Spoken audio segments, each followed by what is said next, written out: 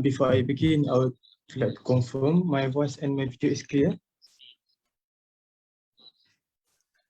Yes, clear. Yes, Alhamdulillah. So let's begin our sharing session today with Ummul Kita Al-Fatiha.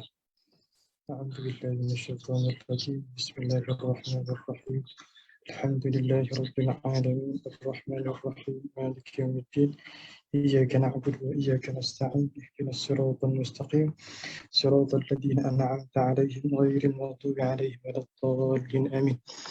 Alhamdulillah, we praise to Allah subhanahu wa ta'ala for the times and for the chances. We meet again on the Thursday, second week, the second week of February, and this is our promise to meet every 2 weeks, the weeks 2 and weeks 4. So Alhamdulillah, this second session, we have chance to meet again. So I would like to ask your permission to conduct this session in Malay. Jadi Alhamdulillah kita bersyukur kita dapat sekali lagi bersama dengan Al-Fadhil Ustaz Adlin. Jadi terima kasih kepada semua yang sudah hadir pada hari ini.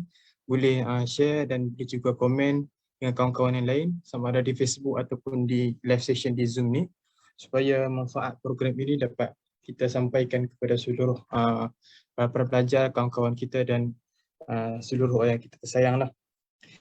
Jadi insya-Allah seperti yang dimaklumkan, kita berkenalan sekali lagi bersama Al-Fadhil Ustaz bagi yang pertama kali hadiri kongsian kali ini. Al-Fadhil Ustaz merupakan lepasan jurusan Universiti Al-Azhar dalam bidang Ulum Islamiyah wal Arabiyah. Juga Ustaz Al-Fadhil Ustaz sebelum ini telah melanjutkan pelajaran ke Pondok Pasir Tumbuh selama daripada pada tahun 2006 dan sekarang Al-Fadhil Ustaz menjawat sebagai ahli jawatankuasa kajian dan pendidikan fatwa fi dan hukum di Jabatan Mufti Negeri Perak, merupakan anggota Hayat Ulama Jabatan Mufti Negeri Perak, guru takmir Jakim, guru fuqaha Jakim dan tenaga pengajar Akademi Pengajaran Turas dan bidang fiqh dan qawaid fiqhiyah.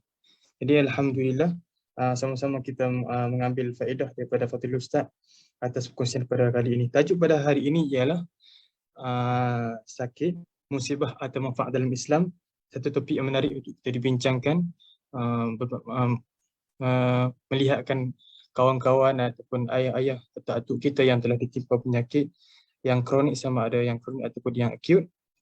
Jadi sama-sama kita dengar perkongsian tentang daripada Ustaz berkenaan pandangan Islam tentang ataupun persepsi Islam tentang sakit. Jadi sebelum itu saya nak maklumkan untuk sama-sama isi attendance link ataupun kurang kehadiran yang diletakkan di ruang chat dan di Facebook di ruang komen. Tanpa melengahkan masa lagi, saya dengan segala hormatnya mempersilakan Fadhil Ustaz Adlin untuk mengambil majlis. Tafadhal ma'jura wa mashkura.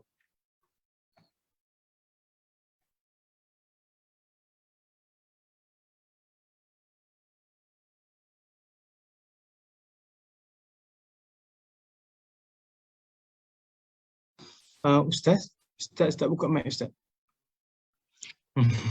Alhamdulillahilladzi bina'matihi tatimmus salihat wa bifadlihi tatanazzalul khairati wal barakat wa bitaufiqihi tatahaqqaqul maqasid wal ghayat wa bi ihsanihil mutawassil li'ibadihi al-mu'minina yartafi'una ila a'ali darajat wa usalli wa usallimu ala sayyidina Muhammadin sayyidis sadat وقدوة القادات وخير مخلوق في الأرض والسماوات وعلى آله وأصحابه معادن الحكمة وأمن الأمة ومفاتح البركات وتابعيهم بإحسان إلى يوم الميقات. اللهم اخرجنا من ظلمات الوهم وأكرمنا بنور الفهم وافتح علينا بمعرفة العلم وسهل أخلاقنا بالحلم وجعلنا ممن يستمعون القول فيتبعون أحسنه. آمين ثم أما بعد. Hadirin yang dirahmati Allah Subhanahu wa taala. Alhamdulillah, kita bersyukur kepada Allah Subhanahu wa taala. Pada pagi ini ataupun tengah hari dah ni, bukan pagi dah, dan hampir kepada tengah hari ini. Allah Subhanahu wa taala berikan kita kesempatan, peluang, kesihatan dan juga kelapangan masa untuk kita membincangkan tentang berkenaan tajuk, iaitu sakit. Adakah ia musibah ataupun satu manfaat kebaikan untuk kita? Sakit ini adalah perkara yang biasa berlaku pada tubuh badan manusia. Di atas muka bumi Allah Subhanahu wa taala, semua orang tak boleh lari daripada kesakitan. Tidak ada orang yang sentiasa sihat dan tidak sakit. Pasti dia akan merasai kesakitan. Hatta junjungan mulia Nabi kita Muhammad sallallahu alaihi wasallam juga diberikan ujian oleh Allah dengan kesakitan, dengan kecederaan, dengan ujian, dengan bala, dengan musibah. Kerana ujian dan bala, musibah dan kesakitan itu adalah perkara yang sememangnya tidak boleh terpisah daripada manusia. Dan menandakan bahawa musibah ini tidak semestinya sakit ini tidak semestinya satu musibah balasan di atas dosa. Kerana di luar sana ada satu kenyataan. Yang ni yang saya nak sebutkan, nak bagi pembetulan ataupun nak menjelaskan pada hari ini dengan lebih mendalam. Iaitu, apa jua yang berlaku, dia akan salahkan. Ni semua dosa orang ni lah. Ni semua dosa orang ni lah. Saya tidaklah kata tak betul. Betul. Contoh misal, kita ambil misal contoh. Banjir besar yang berlaku sebelum ini sehingga kan melibatkan kematian hampir 50 orang. Di Selangor paling teruk sekali dan sebagainya. Di seluruh negara. Dia kata ini musibah Allah Ta'ala ni. Salah satu punca. Ini punca sebab jarak kansah lah ni. Kan? Dia salahkan jarak saf. Maka kerana jarak kansah tu Allah Ta'ala turunkan bala. Sedangkan jarak kansah tu bukan dosa. Jarak kansah tu hanya makruh. Jadi maksudnya mereka ni dah advance daripada dosa. Sekarang ni buat benda makruh pun turun bala juga. Jadi semuanya mereka ni menjazamkan sesuatu. Kalau kita mengaji akidah jazam, maksudnya kita meletakkan sesuatu itu sebagai sebab secara yakin bahawa inilah sebab yang berlaku bala hari ini. Macam-macam lah yang kita letakkan sebab. Ini bala yang Allah Ta'ala turun ni. Penyakit COVID makin naik. Hari ini semalam 17,000. Hari ini tak tahu lah berapa belas ribu lagi. Ni semua ni adalah bala lah ni dia kata. Ini semua ujian bala yang Allah Ta'ala nak timpa kat kita. Betul.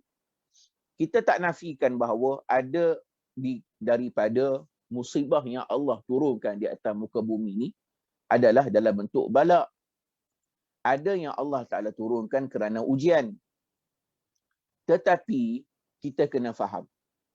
Ada satu hadis Nabi SAW. Hadis ini dalam kitab Al-Imam An-Nawawi rahimahullah, dalam kitabnya Riyadhus Salihin. Kalau kita tengok dalam kitab hadisnya Riyadhus Salihin, dalam satu riwayat Al-Imam Al-Bukhari rahimahullahu ta'ala, Nabi kata apa? Daripada Aisyah radhiyallahu anha. Aisyah satu hari sa'alat Rasulullah sallallahu alaihi wasallam 'an ta'un. Rasulullah ni dia tanya kepada Rasulullah berkenaan tentang penyakit ta'un. Lalu Rasulullah kata, fa akhbaraha. Rasulullah beritahu pada Aisyah. Rasulullah kata, annahu kana 'azaban yab'athuhu Allah Ta'ala 'ala man yasha. Ta'un ini, dia sebenarnya adalah azab yang Allah Ta'ala hantar. Allah Ta'ala bagi, Allah Ta'ala timpakan kepada mereka yang Allah Ta'ala kehendaki. Ingat ayat ni, perkataan di ujung ni paling penting. Satu azab yang Allah Ta'ala hantar mengikut atas kehendak Allah. Ala man yasha. Yasha maksud atas ala masyiatillah, mengikut kehendak Allah. Maksudnya ada di kalangan makhluk yang mana dibuat dosa, Allah tak turunkan azab pun. Ada. Dia buat maksiat. Banyak mana maksiat dia? Banyak sungguh maksiat dia. Allah tak timpa bala sikit pun. Lagi dia buat maksiat, lagi dia dapat nikmat. lagi dilawan Allah, lagi dia sedap-sedap hidup kat dunia ni. Allah Ta'ala kata, qul tamatta' bi kufrika qalila. Allah Ta'ala, qul tamatta' bi kufrika qalila. Allah Ta'ala kata, ambillah nikmat sekejap.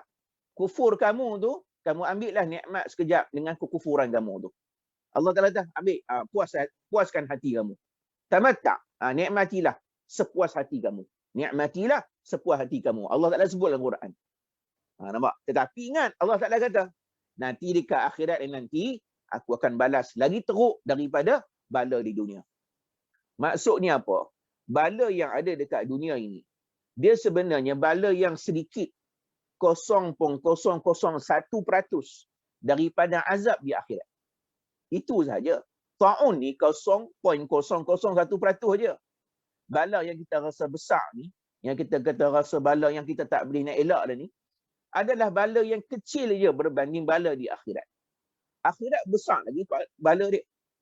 Maka Allah Ta'ala kadang-kadang tak turunkan bala bagi mereka yang ahli maksiat, yang layak diturunkan bala. Kerana Allah menyediakan ujian, azab, siksa yang lagi teruk daripada bala tu di akhirat. Boleh faham tak dia punya konsep dia?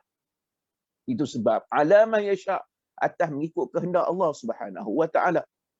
Yang kita sebutkan tadi, yang Allah sediakan di akhirat, yang dipanggil, kalau kita dengar selalu perkataan ni, dalam kitab akidah, dipanggil istidraj.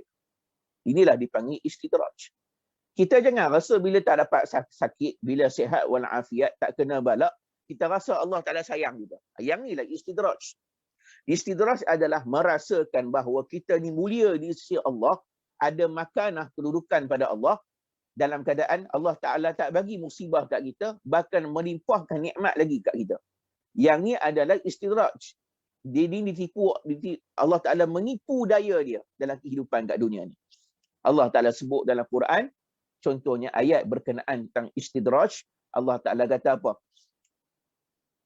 Falamma nasu ma dhukiru bihi, fatahna alaihim abwaba kulli syai'. Hatta idza farihu bima utu akhadnahum baghtatan fa idza hum mublisun. Allah Ta'ala kata apa? Falamma, dan adapun tatkala nasu ma dhukiru bihi, mereka lupakan apa yang Allah ingatkan buat mereka. Mereka lupakan pesanan Allah, lupakan perintah Allah, lupakan arahan Allah. Kita bekerja pun jangan lupakan pada Allah. Fatahna alaihim abwaba kulli syai'in.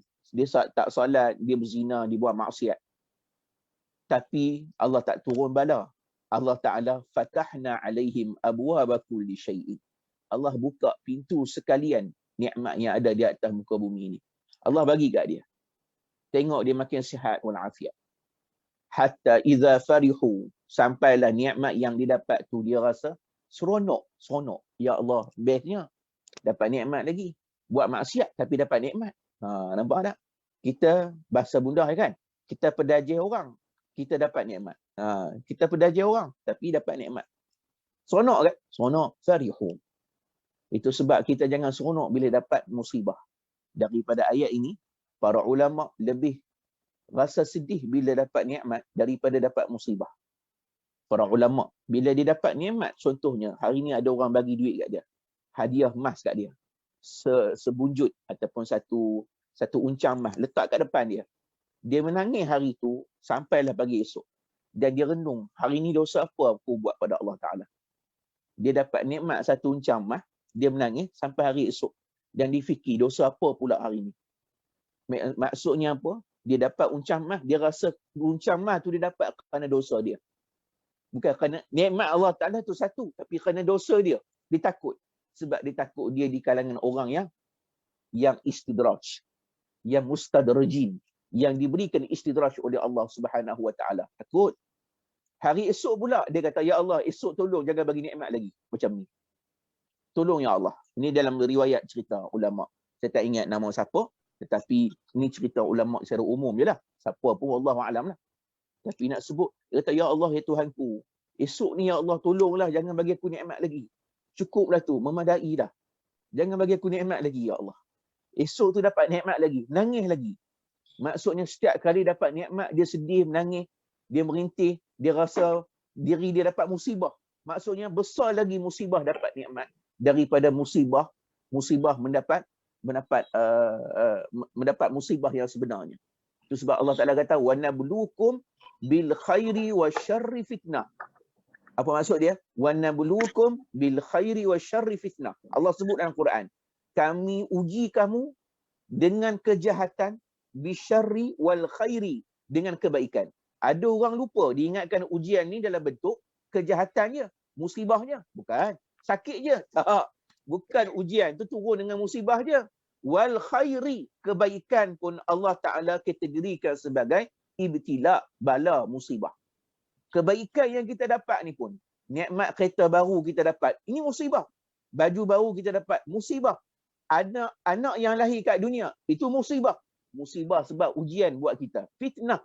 Dia fitnah buat kita. Nah, yang ni yang lagi bahaya. Kita tak faham. Kita ingatkan Allah SWT Muhammad, bala tu adalah fitnah yang besar. Besar lagi fitnah kenikmatan, fitnah keluasan rezeki. Itu lagi besar fitnah dia. Baik. Jadi, itu sebab para ulama dahulu risau kepada nikmat yang diterima daripada musibah.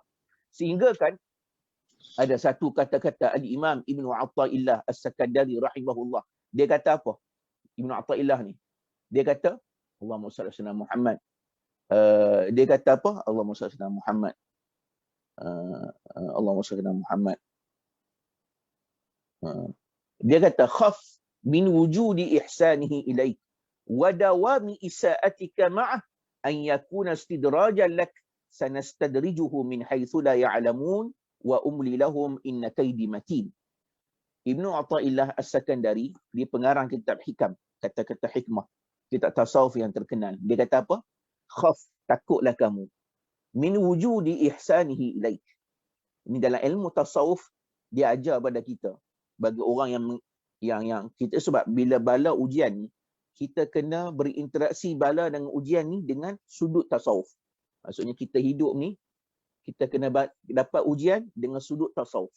Maka bila kita berinteraksi dengan ujian dan bala ni dengan tasawuf, maka kita ni di antara hamba Allah Ta'ala yang tersayang. Apa kata Ibnu Athaillah? Takutlah kamu dengan kebaikan yang Allah limpahkan buat kamu secara berterusan. Min wujudi ihsanihi ilaik. Allah buat baik kat kita. Allah bagi nyawa kat kita. Kalau Allah tak bagi nikmat pun, setidak-tidaknya nikmat paling besar apa? Allah bagi nyawa. Maksudnya kalau kita buat dosa, Allah tak terus cabut nyawa kita. Benda yang paling berharga, kata guru kami, iaitu apa dia? Bila Allah Ta'ala bagi nikmat. Bila Allah Ta'ala bila kita buat maksiat, lalu Allah Ta'ala tak bagi nikmat, tapi dibiarkan kita hidup, itu pun sebesar-besar rahmat dah. Sebesar-besar rahmat dah. Maksudnya kita buat dosa, buat maksiat, Allah biarkan kita hidup. Kalaulah Allah Ta'ala buat macam umat terdahulu, iaitu Allah Ta'ala turunkan azab sehingga meliputi seluruh azab ni, sehingga habis licin bumi ni, sampai ke akar-akar ni Allah Ta'ala cabut. Dia panggil azabun istiqsal. Azabun istiqsal. Azabun istiqsal maksud dia apa? Azab yang Allah Ta'ala timpakan ke atas seluruh orang tanpa mengira siapa pun, sehingga mencabut semua yang ada di atas muka bumi ni. Allah boleh buat begitu. Buat dosa, terus Allah turun azab. Tinggal solat, turun azab. Ataupun tinggal solat, terus Allah cabut nyawa. Boleh. Allah Ta'ala boleh buat macam tu. Tapi kita tinggal solat kali pertama, Allah maafkan lagi. Tunggu kejap. Aku bagi peluang lagi kamu nak taubat. Kamu tinggal solat kali kedua, aku tak cabut nyawa lagi. Maksud dia apa? Nyawa ni paling berharga. Allah boleh cabut nyawa kalau kita buat dosa. Tapi kita tak. Allah Ta'ala tak buat macam tu. Maksudnya kasih sayang Allah, rahmat dia.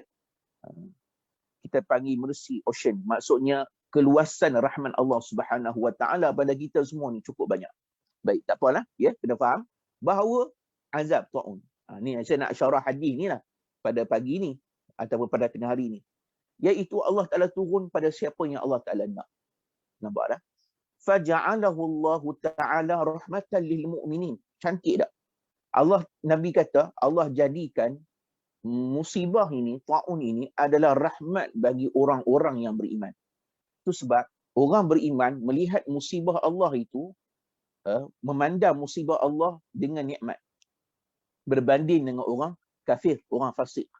Dia melihat musibah Allah tu satu bala, ujian dan siksaan untuk dia. Kita panggil apa istilahnya? Tara an-niqmah bi'ainil minnah. Ini kita panggil apa? Ra'yun niqmah bi'ainil minnah. Apa dia ayat dia? Cukup cantik kalam seorang ulama ni. Dia kata apa? Kita melihat, anta tara, kamu melihat. An-niqmah, musibah itu, bala dan ujian tu, bi'ainil minnah. Dengan pandangan itu adalah kurniaan pemberian Allah, rahmat Allah. Rahmat Allah Ta'ala belaka. Kalau kena, contohnya, kena musibah bala, ni rahmat Allah Ta'ala belaka. Apa rahmat Allah Ta'ala pula? Sakit rahmat apa pula Ustaz? Sakit tubuh badan, demam, sakit, kena COVID pula, sesak nafas, masuk ICU pula, seksa Ustaz. Keluar daripada ICU tu, boleh kata kesihatan saya ni drop lebih kurang 70%. Ada seorang, ramai ada jemaah keliling dekat rumah saya ni, semua pakat merasalah seorang sikit kena COVID. Saya sendiri pun sekarang ni tengah kuarantin. Sebenarnya kuarantin ni, duduk di rumah, kontak rapat. Saya mengajar di satu masjid, ada 20 orang. Sekarang ni, hari ni tak tahu berapa orang, mungkin bertambah. Buat masa ni daripada semalam, sejak saya kuliah hari Ahad, hari Isnin dia positif, hari Selasa, hari ni Rabu, ni Khamis. Khamis hari ni 20 orang yang positif. Jadi saya kontak rapat dengan mereka ni. Masjid tu yang mengaji tu semua 20 orang tu ada. Tak pening pula. Jadi kita pun kena duduk di rumah lah. Tak apalah, ujian Allah Ta'ala bagi. Kalau cek tu negatif lah, tak ada apa, simptom pun tak ada. Tapi kalau tanya pada orang tu, dia kata, Ustaz, kesihatan saya drop 70%. Kalau kita tengok musibah dan balak tu, tak mana yang nikmatnya? Tak mana nikmat dia? Nikmat dia adalah pada hasil daripada balak tersebut di akhirat nanti. Iaitu Nabi SAW, dia pernah sebut. Tu kata rahmatul mukminin ni. Tak apa, saya habiskan baca hadis ni dulu. Lalu Nabi kata apa? Falaisa min 'abdin, maka Nabi kata tidak ada bagi seorang hamba itu yaqa'u fi ta'una. Dia duduk dalam situasi wabak ta'un ini, dalam sakit dia tu, dalam balak dia. Kalau seorang hamba tu duduk dalam kesakitan dia, balak dia, fayamkuthu fi baladihi, lalu dia duduk di tempat di negara dia, tak keluar. Ini kita panggil kaedahnya kaedah pencegahan. Kalau ada bala ujian pun, musibah sakit pun, kita tak boleh merebakkan pada orang lain. Haram, berdosa. Sabiran, dia bersabar dengan bala yang dia dapat tu. Muhtasiban, dia mengharap pahala pada Allah. Ini prasyarat nak dapat ganjaran. Maka dia kata, ya'lamu annahu la yusibuhu illa ma kataballahu lah. Dia tahu, waktu tu dia adalah hati dia apa? Dia sabar, dia mengharap pemberian daripada, mengharap pahala pada Allah. Dan dia tahu, dia ni tidak ditimpa sebarang musibah, melainkan sudah Allah tetapkan, tuliskan baginya musibah itu. Sejak azali lagi lah. Azali lagi dah Allah telah tentukan. Maksud dia apa? Bila kita terima musibah, jangan kita salahkan orang. Ni salah hang lah ni. Hang yang bawa balik penyakit kat kami. Contohnya kan. Hang yang kena penyakit, hang yang kena COVID. Dan sekali kami yang kena sekali. Tengok. Duk salahkan orang. Tak boleh. Jangan kita buat macam tu. Salah. Kata Rasulullah, illa kana lahu mithlu ajri syahidin. Orang ni kalau dia mati, dia sabar sampai dia mati kerana kesakitan tersebut, maka kematiannya itu dalam kategori mati syahid. Mati syahid. Ni nak sebut di ujung ni lah Rasulullah habaq. Maksudnya, balak, ta'un, misal contoh, bila Allah Ta'ala hantar pada satu kaum, dia adalah rahmat bagi orang beriman. Tapi dia azab bagi orang kafir. Azab. Kat dunia dah kena azab, kat dunia dah kena musibah, dekat akhirat kena balak lagi. Contoh kan. Tapi kalau orang beriman, dia dapat balak dekat dunia, Allah kafarahkan dosa dia. Contohnya Nabi SAW. Dia satu hari Nabi cerita. Nabi kata apa? Ma yusibul muslim, tidak ada menimpa seorang orang Islam, min nasabin, daripada kepenatan, wala wasabin, daripada kesakitan, wala hammin, atau kesedihan, wala hazanin, ataupun kedukaan, wala azab, kesakitan ataupun kemusnahan, wala ghammin, dan juga keduka citaan, duka cita dan sebagainya. Rasulullah kata orang Islam ni, dia kena duka cita, sedih, bala, ujian, musibah, apa dia lah? Apa sahaja kata Rasulullah. hatta sekalipun asyaukatu yushakuha, iaitu duri yang mencucuk kaki dia. Maksudnya dia terpijak duri itu pun, sekecil-kecil musibah terpijak duri, illa kaffarallahu biha min khataya, melainkan setiap tu Allah Ta'ala akan kafarahkan segala dosa dia. Sehingga kan dalam riwayat yang lain, kata Allah Subhanahu, kata Nabi SAW, bila dia sakit yang panjang ni, lagi panjang sakit dia, lagilah banyak dosa dia Allah Ta'ala ampun. Maka last kali bila dia mati, falaisa 'alaiha auzarun, falaisa 'alaiha khataya. Dia pergi ke Allah Ta'ala, badan ni ringan. Dalam riwayat sebut, dia pergi ke Allah, badan ni ringan. Badan tu ringan, maksud dia tak tanggung dosa di belakang. Tak ada. Dosa dia habis gugur. Macam kita tanggung benda yang berat, tanggungan yang berat, lalu bila kita lepas satu, lepaslah. Lepas maksud lepaskan beban dosa tu. Sampai ke akhirat, badan tu ringan. Bila badan tu ringan, maka dosa kita ni habis licin. Allah Ta'ala ampunkan. Nampaklah? Nak sebut bahawa musibah tu, sakit itu balak ke ujian. Musibah sakit itu balak ke ujian. Dia bukan sejenis daripada balak. Dia adalah nikmat. Kalau kita melihat balak tu, kita akan melihat nikmat di sebalik balak tersebut. Kita akan memandang nikmat di sebalik balak tu. Ini orang kata jalan ataupun kefahaman pada sudut ilmu tasawuf. Iaitu balak tidak dilihat sepanjang masa bahawa dia adalah musibah. Kita boleh cakap senang lah kan? Boleh cakap senang. Tetapi sebenarnya kita kena, Allahumma salli ala Muhammad, kita kena hayati maksud ataupun nikmat tersebut. Contohnya Nabi SAW sebut. Ada orang, baik. Bila kita kata, saya nak sebut satu benda. Bila kita sebut balak ni, dia kata saya kena ujian Ustaz. Ujian yang banyak. Bila kita tengok kan, isteri saya satu hari dia masuk hospital, dia ada masalah jantung sikit lah, isteri saya. Dia masuk hospital di Taiping ni. Kemudian ada seorang pesakit di depan katil dia. Waktu tu nak keluar dah, nak berdischarge daripada hospital. Ada seorang pesakit ni duduk depan dia, sakit perempuan lah juga. Dia kena penyakit SLE, kan? SLE. Autoimmune kan? Sakit yang mana dia menyerang balik kita punya fungsi anggota badan. Imun macam menyerang balik lah. Saya pun tak faham istilah yang sebenarnya ataupun dia punya punca dia. Tetapi SLE pun kita pun tak tahu, disebut bahawa tak tahu punca dia apa. Dan kesakitan SLE ni, sakit dia macam-macam. Kadang-kadang dia serang jantung, serang paru-paru, diserang yang ni. Pernafasan, last sekali anggota yang lain-lain ni mungkin tak berfungsi ataupun rosak tubuh badan dan jasad. Tak apalah, kita melihat, tengok kaki kena potong, mata dah tak nampak. Allah, bila kita tengok, umur muda lagi, muda, perempuan, 20, 28, 30, itulah umur dia. Waktu tu saya tak ingat berapa umur dia, tapi sekitar itulah umur dia. Bila kita tengok musibah tu, contohnya isteri kena jantung, tapi tak teruk lah. Kita fikir sejenak. Aku ni dapat musibah lah, dapat kesakitan. Rupa-rupanya sakitnya aku ni tak sama dengan ada orang lagi sakit daripada aku. Ada orang lagi tinggi musibah daripada aku. Ada yang diuji lebih besar daripada aku. Kita kena ingat yang tu. Bila kita dapat musibah, kita kena tahu bahawa ada golongan yang lain yang lebih tinggi musibahnya daripada kita. Yang lebih besar kesakitannya pada kita. Baiklah. Bila kita tengok macam tu, kita akan jadi insaf. Maksudnya apa? Sakit yang kita timpa tu, ya Allah, rahmat kamu ya Allah. Kamu timpa sakit kat aku pun, sakit aku ni tak sama dengan sakit orang lain. Tak macam dia. Kan? Tak macam dia. Allahumma salli ala Muhammad. Itu sebab Nabi pesan. Tu kata, walaupun musibah ni nikmat, tapi bukan kita diminta untuk minta. Faham tak? Ini kena faham.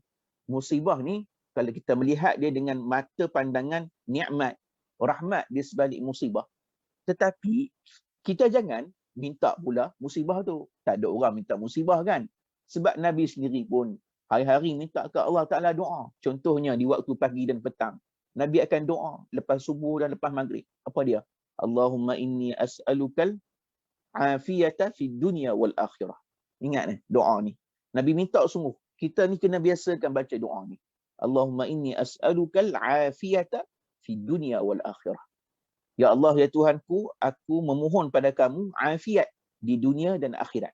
Yang ni wajib kita baca pagi dan petang. Dalam riwayat yang lain, Nabi doa juga. Lepas subuh dan lepas maghrib juga. Allahumma inni as'alukal afwa wal afiyata wal mu'afata daimah fi dini wa dunya wal akhirah. Ni versi panjang sikit. Allahumma inni as'alukal afwa wal afiyata wal mu'afata daimah fi dini wa dunya wal akhirah. Ya Allah, aku memohon kepada kamu al-afwa. Al-af iaitu kemaafan, pengampunan. Wal afiyata. Wal afiyata iaitu keafiatan, kesihatan. Wal mu'afah. Mu'afah termasuk dia apa? Iaitu sama jugalah. Macam afiat juga, mu'afah, iaitu keselamatan, perlindungan. Fi dini wa dunya wal akhirah. Pada agama dan pada dunia dan hari akhirat. Yang ni dua doa ni penting. Dua doa ni penting dalam setiap hari kita. Kemudian doa yang ketiga, Nabi juga sebut dalam surat pun sebut. Allahumma afini fi badani. Allahumma afini fi sam'i. Allahumma afini fi basari. Ya Allah, afiatkanlah pada badan aku. Sihatkanlah tubuh badan aku, sihatkanlah pendengaran aku, sihatkanlah telinga aku. Maksudnya semua ni kena minta sihatlah. Jangan kita boleh minta, ya Allah bagilah sakit, ya Allah, sakit tu nikmat. Bukan kita minta. Bukan kita minta semua tu. Jadi ini yang kita kena baca setiap hari. Baca kalau Allah maafini 3 kali Nabi sebut. Yang lain ni baca sekali dah cukup. Kita baca dalam semayang. Dalam semayang tu antara dua sujud. Rabbi ghfirli warhamni wajburni warfa'ni warzuqni wahdini wa'afini. Tengok kan? Kita baca doa antara dua sujud tu kan. Rabbi ghfirli warhamni wajburni warfa'ni warzuqni wahdini wa'afini. Doa nombor 7. Wa'afini. Dan engkau afiatkan aku. Allah wa'afini wa'afu anni. Dan maafkanlah dosaku. Tengok Nabi SAW. Dia bagi kita doa-doa yang cukup banyak untuk mengelak daripada musibah dan bala. Bukan kita minta bala tu datang. Ataupun kita sendiri yang mendedahkan diri pada bala dan ujian. Tak betul. Yang ni bukan macam tu cara dia. Ada orang kata, macam mana kalau kita bala, misal contohnya Ustaz, kita kena bala.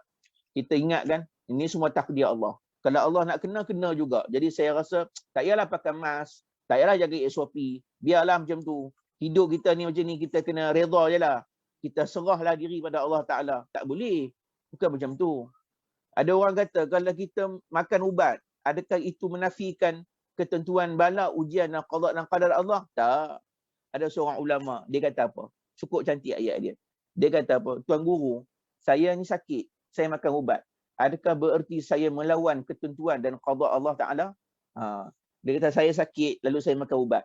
Adakah saya lawan ketentuan qada dan Allah Ta'ala? Lalu Syekh tu kata, kamu makan ubat tu pun adalah qada dan qadar Allah Ta'ala. Kan? Kamu makan ubat tu pun adalah ketentuan qada dan qadar Allah Ta'ala. Maksudnya apa? Kita ni kena sakit pun ketentuan Allah, kita pergi cari ubat, makan ubat pun ketentuan Allah juga. Kan atas muka bumi ni, apa jua yang berlaku, semua di bawah ketentuan qada dan qadar Allah Ta'ala. Betul tak? Mana boleh lari daripada qada dan qadar Allah Ta'ala? Makan ubat pun qada dan qadar Allah Ta'ala. Macamlah kisah Sayyidina Umar Al-Khattab bila dia dengar wabak ta'un ni berlaku dekat Syam. Berlaku di Syam. Lalu pada waktu itu Sayyidina Umar dalam perjalanan. Jadi dibincang dengan sahabat. Wahai sahabat, kita nak masuk ke Syam ke nak patah balik?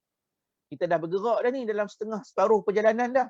Maka bercanggah di antara sahabat. Ada sahabat kata, ya Umar, wahai Umar, kita patah baliklah. Takkan kita nak pergi ke tempat yang ada wabak ta'un? Takkan nak masuk ke tempat tu, kita patah baliklah.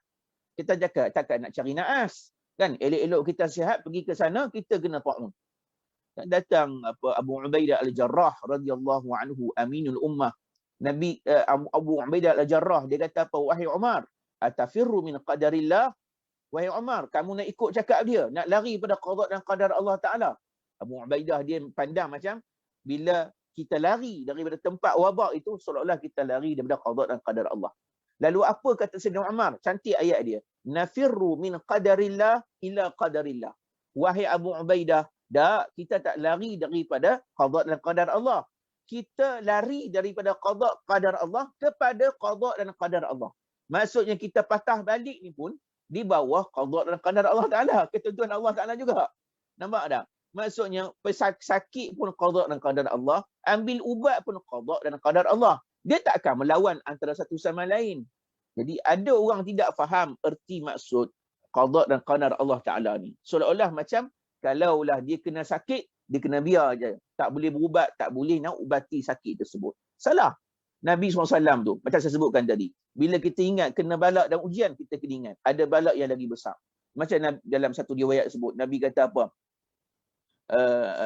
Manhum asyaddu bala'an. Satu riwayat Nabi SAW, Allahumma salli ala sayyidina Muhammad. Satu riwayat, Nabi kata apa? Ya Rasulullah SAW, siapa orang yang paling besar balak dia? Nabi kata al-anbiya thumma al-anbiya fal-amthal fal-amthal. Nabi kata apa? Siapa yang paling besar balak di atas muka bumi ni? Kita ada rasa balak kita ni macam besar dah kan? Ada orang yang Allah Taala bagi balak lagi banyak. Apa? Siapa dia? Iaitu Rasulullah sallallahu alaihi wasallam.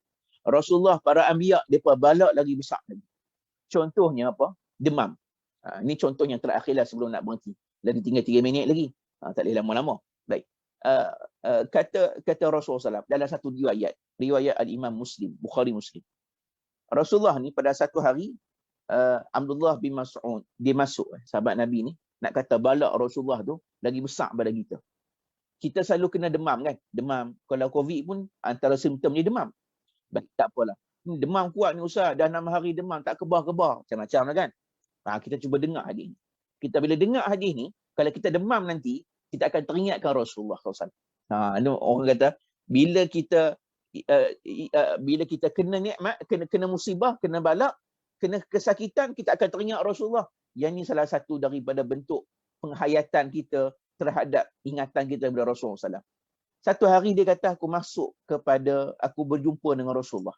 Masuk ke rumah Rasulullah. Abdullah bin Mas'ud ni antara sahabat Nabi, dipanggil sahibu ni'ali Rasulillah, yang sentiasa pegang kasut selipar Rasulullah. Sahibu ni'ali Rasulillah, yang memiliki kasut selipar Rasulullah, usung. Dan dia ni boleh masuk ke rumah Rasulullah bila-bila masuk. Rasulullah sakit, dia masuk je. Rasulullah benarkan dia masuk. Dia boleh masuk bila-bila masa, 24 jam. Nak kata rapat dia dengan Rasulullah. Dia khadam Rasulullah. Maka dia dengar Rasulullah sakit. Yu'ak. Dia dengar Rasulullah sakit. Tengah Rasulullah demam tu. Demam yang sangat. Demam. Maka dia kata, ya Rasulullah, innaka tu'aku wa'kan syadida. Ya Rasulullah, aku nampak kamu ni sakit yang teramat sangat sakitnya. Sakit kuat sangat. Nampak demam kamu ni nampak macam kuat sangat. Maksudnya aku tak pernah, kamu ni demam je. Orang ni pun demam juga. Tapi kamu ni demam macam demam yang agak teruk. Tak apalah. Maka Rasulullah SAW, Rasulullah kata apa? Ajal. Bahkan dia kata, ajal. Ya. Ini aku, sesungguhnya aku ini terkena demam. Ataupun ini aku ni ditimpa dengan kesakitan demam ini. Kama yu'aku rajulani minkum. Seumpama 2 orang lelaki yang terkena demam di antara kamu. Maksud dia apa? Demam Rasulullah ni, dia punya Celsius dia 2 kali bagi lelaki yang kena demam. Maksud dia apa? Saya tak tahulah berapa darjah Celsius. Kalau kita hari ini demam 37 ya. 37.5 ke atas kan? 37.5, 38, 39, 40. Rasulullah mungkin. Saya tak kata betul Mungkin 50, mungkin 40. 2 kali ganda daripada orang lain. Maksudnya demam Rasulullah ni luar biasa. Lagi sakit, lagi demam. Rasulullah kalau kena demamnya, demam yang teruk. Kerana asbab demam ni lah disebut dalam riwayat, kesakitan Rasulullah sebelum wafat adalah kerana demam ni. Sebab demam Rasulullah, demam panas semua. Kerana kita hari ni demam panas lah.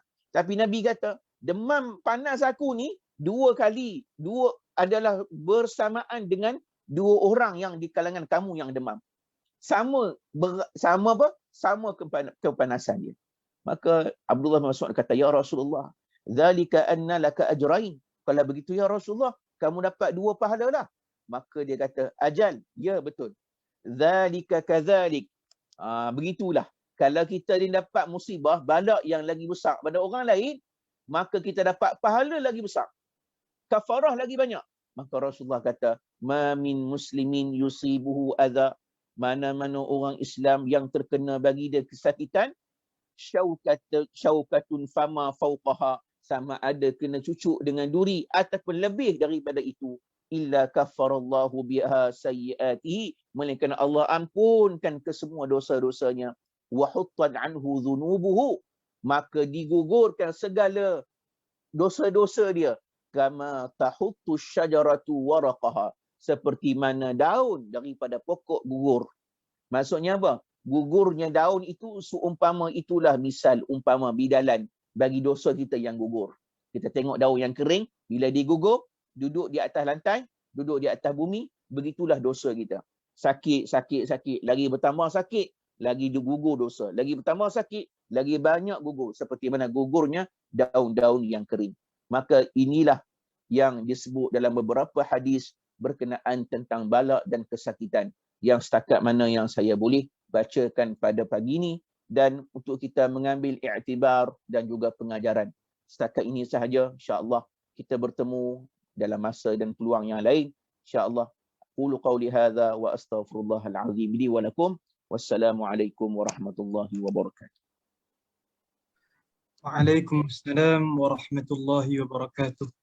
Thank you, and Allah grant the best reward to our respected speaker, Ustaz Adil Nasir Al-Azhari, for the sharing and for the advices, beautiful advices, which I can summarize in 3 points.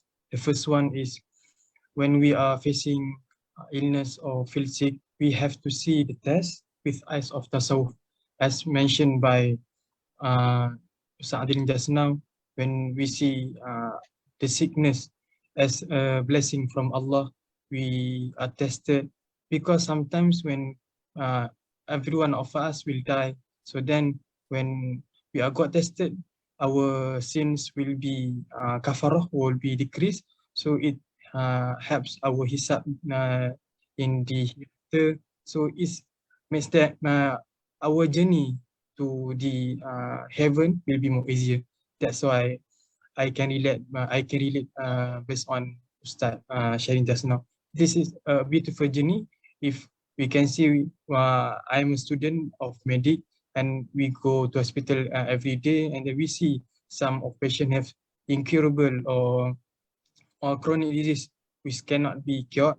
So it's sometimes heartbreaking, but when we see the disease or that condition such as a blessing from Allah, we will more easier to go to Jannah, because our sins will be decreased and our darajat will be higher. So it is a better understanding of disease, because this world is world of test. Allah has mentioned in Quran, "Afahasiban nasu itraku an yaqulu amanna wa hum la yuftanun." Adakah kamu menyangka bahawa engkau beriman sedangkan engkau tidak pernah diuji? And then the second point is, when we are tested from Allah, we need to see the people who are face a greater test than us. As mentioned by Ustaz just now, he saw the patient who have greater disease or severe disease compared to his wife. So it give relief moment if we see people who face the greater test. And then the third point, which I think it is most lovely advice, because when we are tested, the one that we remember more is the one who we love more. Sometimes we call every time when we face or we develop sick, we call our parent because we love them. We call our wife, but what Ustaz said just now, when we are facing tests, we have illness, we remember our Prophet Rasulullah SAW. This is the sign of love. We love our Prophet because we know they are tested more than us, our Prophet Muhammad SAW. So it is a beautiful relationship. When we are tested, we remember him, and then we increase our salawat and everything that will strengthen our relationship with him. So means that this test is a form of blessing. We can see sometimes we feel discouraged when we got COVID sometime, or we COVID, or we got any disease. But remember these 3 points as a take-home message from me, and especially from Ustaz, to make the understanding of the disease, understanding of the illness is much better and better, so that this is a temporary life, so our real life is at the hereafter, the akhirah. So this is the point that we has to emphasize. So this is a question from the floor. Assalamualaikum Ustaz, bagaimana kita boleh mengenal pasti sama ada penyakit yang kita alami merupakan azab dari Allah kerana dosa, atau merupakan cara Allah menguji kita untuk menaikkan darjat pahala? Jadi tafadhal Al-Fadhil Ustaz di atas untuk memberikan penjelasan kepada kemusykilan yang diberikan. Baik, macam mana apa-apa jua penyakit, kita nak tahu adakah dia adalah nikmat daripada Allah Subhanahu Wa Taala, ataupun dia adalah rahmat bagi Allah, ataupun dia adalah musibah di atas bala ataupun dosa yang kita lakukan. Baik, soalan yang baik. Bala Allah Ta'ala yang Allah Ta'ala turunkan, kita kena tahu bahawa bala tu sama sahaja bagi semua orang. Sama sahaja bagi semua. Tak ada beza pun. Kalau demam, demam. Kita pun akan demam. Ustaz pun demam, Tok Guru pun demam, Nabi pun demam. Semua akan merasai demam. Semua akan demam belaka. Sebab Nabi tak bagi kepada Aisyah menghina demam. Nabi kata apa? La tasubbul humma. Wahai Aisyah, jangan kamu maki hamun humma itu. Humma tu maksud dia apa? Sakit, demam. Jangan kamu maki hamun dia. Habis tu, ya Rasulullah, aku kena buat apa? Kamu baca je doa. Ada satu amalan doa yang Aisyah radhiyallahu anha baca. Doa ni panjang. Kalau misal contohnya, dia kata, Ustaz, saya dah makan Panadol, dia tak boleh buat apa dah. Memang jam, tak boleh. Makan Panadol dah 3 papan dah, 2 papan dah. Ni overdose ni, dia kata kan. Tak apalah. Dia kata, Ustaz tolong buat ayak boleh tak? Biasalah. Jadi Ustaz kan ni, majlis surah kerja buat ayaknya. Kita pun buat ayak. Antara doanya adalah yang Nabi ajar kepada Aisyah radhiyallahu anha. Doa ni juga dia ajar dalam pengajian Darus Syifa pun ada juga doa ni. Antara kaifiat cara baca doa. Apa dia? Nabi ajar pada Aisyah bila sakit, baca doa ni. Allahumma arham jildahu raqiq wa 'azmahu daqiq min shiddatil hariq. Ya umma mildam in kunti amanti billahi al-'azim fala tusaddi'ir ra'sa wala tuntinil fama wala tashrabid dama wala ta'kulil lahma fatahawwali minhu ila man ittakhadha ma'allahi ilahan akhar. Yang ni tak sempatlah nak tulis no. Tak sempat Muaz nak tulis, nak dapat. Tu dia kena mengaji lah, kena duduk talaqi lah. Talaqi cara perubatan kan. Perubatan Islam pun boleh, tapi jangan kita, Dr. Harundin dia tak pernah halang kita untuk merubat dengan cara yang moden pada hari ini. Perubatan Islam pun kena, perubatan moden pun ada, kena juga. Bukti Dr. Harundin sendiri pergi sampai ke California untuk ubat penyakit jantung, untuk pemendahan jantung dia. Maksud dia sini mengiktiraf perubatan moden pada hari ini. Bukan perubatan Islam je. Ada setengah orang, dia yakin dengan perubatan Islam dan dia tolak perubatan moden hari ini. Dan menganggap perubatan moden ni agenda Yahudi, WHO apa semua. Kan? Tetap betul tu. Betul, perubatan Islam pun ada juga. Tapi Nabi ajar pada Aisyah. Cari sesuai pada zaman tu lah. Zaman Nabi, itulah perubatan yang ada. Nabi adalah syifa, penyembuh bagi semua, bagi sahabat yang sakit. Jadi Nabi tu sendiri syifa. Bila Nabi ajar satu doa, Aisyah baca, sembuh, lega penyakit demam dia. Maksud dia apa? Adakah Aisyah ni buat dosa sebab tu dia demam? Tak juga, dia pun tak tahu. Hakikatnya kita tak tahu. Hakikatnya kita tak tahu. Macam mana nak tahu? Dhabit dia tak ada dhabit. Kita tak tahu dhabit. Ini bala ni adalah kerana musibah ke? Bala ni kerana dosa ke? Atau bala ni kerana rahmat? Tak tahu. Bala rahmat dia tak ada rupa yang sama, berbeza dengan bala musibah. Tak ada. Dia tak ada rupa yang sama. Kalau Allah turun bala, turun pada semua. Allah Ta'ala kata, wattaqu fitnatan la tusibanna alladhina zalamu minkum khassah wa'lamu anna Allaha syadidul azab. Ya, Allah Ta'ala kata apa? Takutlah kamu dengan fitnah yang Allah tak akan timpakan bagi sesuatu kaum kepada satu kaum yang zalim sahaja. Maksudnya, kalau Allah turunkan bala, contohnya musibah bala ni, Allah tak turun pada orang yang zalim je, yang kena. Semua orang kena. COVID ni siapa yang tak kena? Yang kafir pun kena, Islam pun kena, yang baik pun kena, yang tak baik pun kena, yang soleh pun kena, yang tak soleh pun kena, yang duduk di masjid pun kena, yang duduk di sekolah pun kena, yang duduk di pasar pun kena, yang duduk di market pun kena. Semua orang kena. Tak ada perbezaan di antara orang ni. Jadi atas berdasarkan iman seseorang lah. Itu sebab Nabi SAW satu hari Nabi kata apa? Ada satu kumpulan tentera yang pergi ke satu tempat padang pasir, lalu Allah tenggelamkan ke dalam bumi. Allah tenggelamkan daripada kepala sampai ke ekor tentera tersebut. Yukhsafu bi awalihim wa akhirihim. Allah Ta'ala tenggelamkan mereka, lipatkan mereka ni semua dalam bumi. Sebab mereka nak yaghzu jaisyunil Ka'bah. Sebab mereka nak pergi robohkan Ka'bah.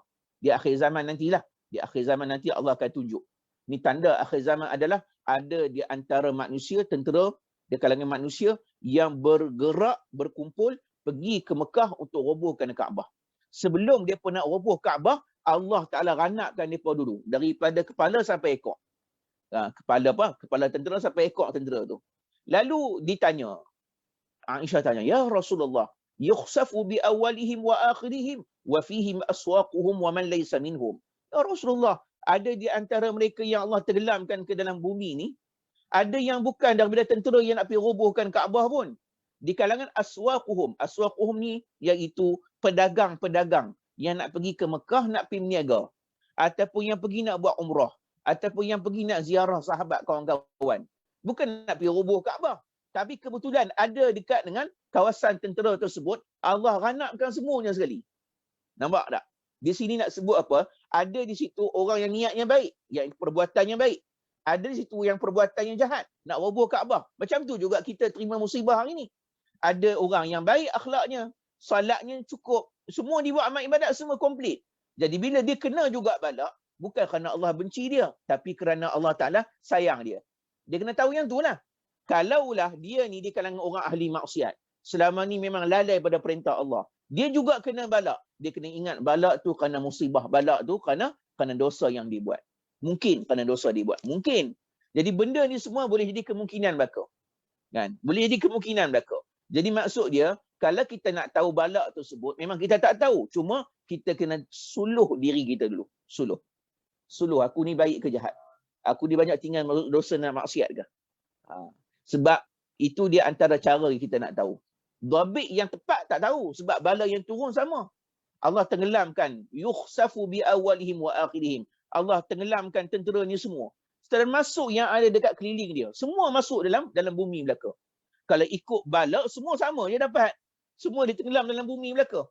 Maka Aisyah tanya, ya Rasulullah, ada yang tak ada kaitan pun dengan tentera ni. Seolah-olah macam tak adil lah pula. Ya Rasulullah, yang pedagang nak pergi berniaga pun kena tenggelam dalam bumi. Yang nak pergi buat haji umrah pun kena tenggelam dalam bumi. Itu sebab kita ni jangan duduk dekat dengan orang ahli maksiat. Bila kita duduk dekat dengan ahli maksiat, takut kita terkena balak dengan dia. Itu sebab kita duduk ni macam satu kapal, Nabi kata kan. Kita duduk kat dunia ni macam satu kapal. Ada yang duduk di bahagian atas, dekat dek yang atas. Ada yang duduk di bawah-bawah. Yang duduk di bawah perut kapal. Yang duduk di bawah ni tak nak naik atas nak ambil air. Dia kata senang kita tebuk kapal bawah ni. Maka Rasulullah kata apa? Kalau dia antara mereka yang melihat kawan ini pergi tebuk kapal, tak pergi tegur dia, maka tenggelam satu kapal. Dia kata aku ambil ayak daripada bawah lah senang, aku tebuk kapal. Yang atas, ikut suka hang lah. Hang nak tebuk, hang punya pasal lah. Hang tenggelam seorang, kami tak tenggelam. Mana boleh. Kamu pun duduk kat bahagian atas, dek atas. Kalau bawah tenggelam, sekali hang tenggelam. Macam itulah hidup kita kat dunia, satu kapal. Jadinya, semua kena tenggelam. Maka Aisyah tanya, Rasulullah kata apa? Katalah kita kena bala ujian. Dekat akhirat nanti macam mana? Rasulullah sebut tentang, Rasulullah jawab dengan apa? Dengan jawapan yang cukup indah. Rasulullah kata apa? Innahum yuhsyaruna ala niyatihim. Kita ni semua kena balak, kena ujian, kena sakit, kena demam dengan macam-macam sebab. Mungkin sebab balak, mungkin sebab musibah, mungkin sebab nikmat. Tetapi akhirnya kalau semua orang ni kena balak, kalau sampai ke tahap mati, dekat akhirat ni nanti, Allah akan bangkitkan kita bukan melihat pada balak dah. Allah bangkitkan kita, Allah hisab kita melihat pada amalan kita semua. Maksudnya orang Islam, dia kena banjir juga. Orang Islam kena gempa bumi juga. Orang Islam mati kerana COVID juga. Tapi kalau dia Islam, dia beriman, dia taat pada Allah, Allah hisab dia dengan jalan ahli ketaatan. Dengan cara orang yang taat. Dengan bentuk orang yang taat. Tapi kalau yang maksiat, Allah hisab dia dalam keadaan dia maksiat. Masuk ke akhirat nanti tak sama lah. Hisab lain-lain. Mati je sama kat dunia. Tapi hisab tak sama kat akhirat. Tempat nikmat nanti ke akhirat berbeza. Jadi kat dunia je musibah yang sama. Dekat akhirat Allah Ta'ala bagi yang ni Allah masukkan ke syurga. Yang ni Allah Ta'ala masukkan ke neraka. Yang kafir Allah masukkan ke neraka. Yang fasik, yang beriman Allah masukkan ke syurga. Itu maksud ayat Rasulullah. Innahum yub'asuna ala niyatihim. Mereka itu semua akan dibangkitkan di atas niat masing-masing. Jadi kita tak tahu hakikatnya mala itu ujian ataupun ujian atas dosa kita ataupun nikmat, melainkan kita nanti ke akhirat kita tahu.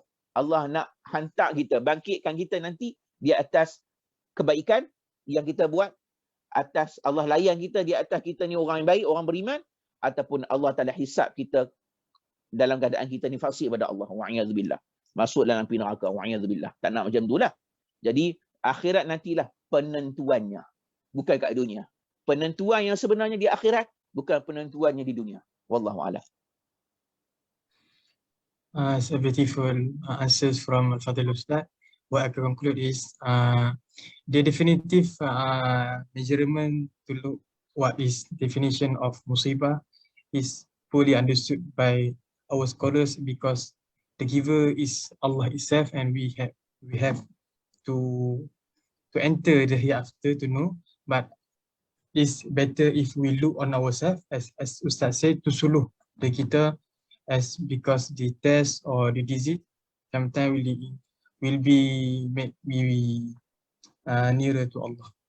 Just it's become the disease or the test kita menjadi lebih baik dan lebih dekat dengan Allah Ta'ala. Jadi mungkin setakat itu saja daripada saya dan juga daripada Fadhil Ustaz. So there is just last time I would like to promote this program of every 2 weeks. So our next meeting or next promise is on Thursday, the 4th week of February, insyaAllah. Will be on the more interesting topic, and we insyaAllah as scheduled 12 AM. So if no more question or no more question from the floor, I would like to close this session with dengan suratul dan tasbih kafar. Subhanakallahumma hamdika asyhadu an la ilaha illa anta astaghfiruka wa atubu ilaik. Ila alladhina amanu wa 'amilus salihati alhamdulillah alamin. Jadi again, thank you Al-Fadhil Ustaz for the sharing. Thank you for the participant. Don't forget to link the attendance to get the attendance link, and for the record purpose. That's all from me. I would like to ask your forgiveness for all the mistakes during I conduct this session, and thank you to Ustaz. May we meet in the again in the future. Okay, assalamualaikum warahmatullahi taala wabarakatuh. Terima kasih Fadhil Ustaz. Baik, sama. Kita jamuan di masing-masing insya-Allah. Ya, insya-Allah. Allah.